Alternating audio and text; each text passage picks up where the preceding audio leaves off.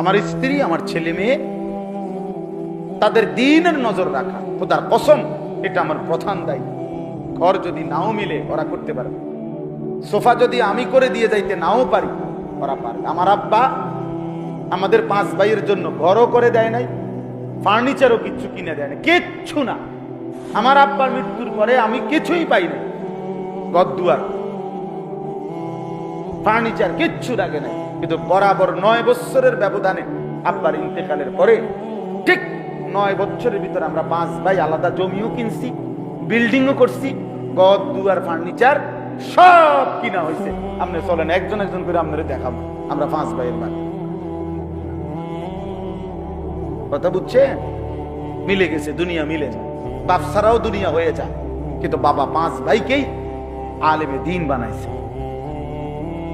বাবা থাকতে এটা দেখে গেছে। আব্বা জীবিত থাকতেই আমাকে 500 জনের পড়ালেখা শেষ হয়েছে, আলহামদুলিল্লাহ। এমনি বললাম আর বুঝার জন্য, বুঝা এটা আমার বাবার দায়িত্ব।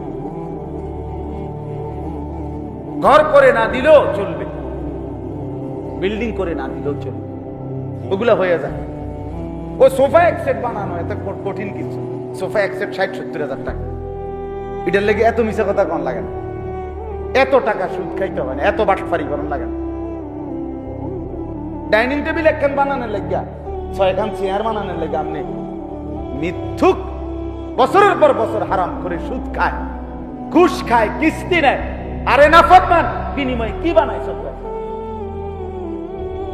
হ্যাঁ, ঘরে কি বানাইছো দেখছি না আমরা। তুমি কি 200 তলা বিল্ডিং এর মধ্যে থাকো নাকি? এই দুনিয়ার সামান্য বুদ্ধুর ফার্নিচার, কাছের প্লেট, নুনের বাড়ি, চায়ের কাপ, বাথরুম টাইলস, এই কদ্দুর লোড়া বদনার জন্য এত বড় অনন্তকালের আখিরাত ছেড়ে দিলা। কামটা করলা কি? 90 বছর আগের দলিল কালি দিয়া টাকা খাবাইয়া, 90 বছরের আগের দলিলের লগে এমন ফেস লাগাই দিছে দিয়া, সত্য মিথ্যা সিটারি বাটফারি করে 3 শতক জায়গা নিয়ে নিছে। কামিয়াব, কামিয়াব বাটফার, কামিয়াব হয়ে গেছ। 3 শতক জমি তোরে বেহেস্তে দিব। হ্যাঁ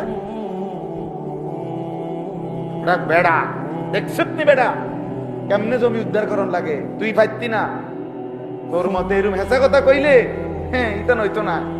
এই বুদ্ধি লাগে, হে বুদ্ধি, এটা বলে বুদ্ধি। বাটফার, এটা বাটফারি না লাগে এটা না বলবি বেটা, এটা বুদ্ধি লাগে কি আবার? আরাম খোর, বুদ্ধি লাগে। তোমার মতো এমন সত্য কথা কইলে ব্যবসা করতে পারতাম। সালাকি লাগে। 3টে কমলা ফসা দিয়া 12টা ডজন ডজন বেচে লাইবা, যদি না বেচতে আরো তোমারে দিয়ে ব্যবসা হইতো না। তোমারে দিয়ে হইতো না। ব্যবসা তোমার লেগে আইছে না, ব্যবসা আইছে সিটারের লেগে না, ব্যবসা আইছে বাটফারের লেগে। দুনিয়া আহ, বাপ পুত্রে দুনিয়া বুঝায়, বাপ নাতিরে দুনিয়া বুঝায়, মিথ্যার সবক দিচ্ছে, হারামের উৎসাহিত করতেছে। নাফরমানির জন্য কি করছে? উৎসাহিত করছে। আহা আফসোস। অথচ বড় পীর আব্দুল কাদের জিলানী, আমরা সবাই জানি, 10 বছর বয়সে মা তার সন্তানকে সত্যবাদিতা শিখাইছে,